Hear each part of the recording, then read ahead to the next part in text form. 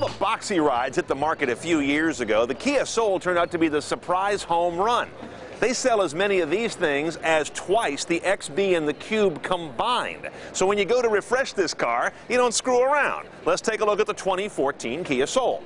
Now, the main headline on how they've laid this car out is not so much in a change of the overall look. It still looks like a Soul to my eye, but the dimensions are quite different around the wheels. There's another inch this way, that's the wheelbase, but 6 more inches this way, that's the track, and that gives this guy a much more planted, less tippy look, which, if anything polarized folks negatively about it, that was it. They seem to have really cured that.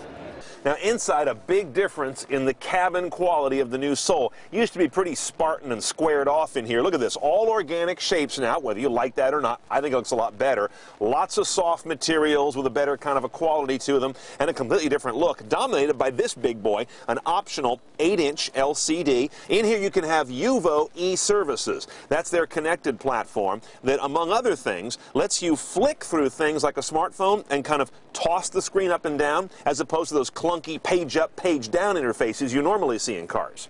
On that screen, of course, could be optional navigation. I see here it's going to be SD card based. Also, I think it's a first for Kia, at least for the Soul, Pandora integration in there as well, so you can control your Pandora stream from your phone here, put the phone aside.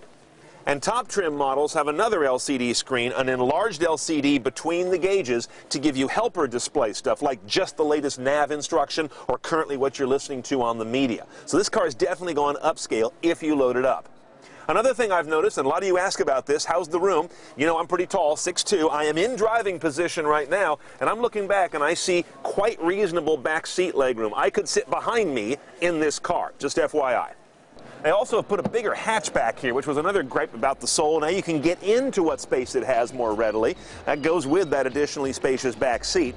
Up front, the engines are not bigger, but they're very high-tech. A 1.6 or a 2-liter direct injection gasoline 4. Now, pricing and availability on this car are still somewhat up in the air. Third quarter in showrooms, they'll nail the price down as they get closer to that.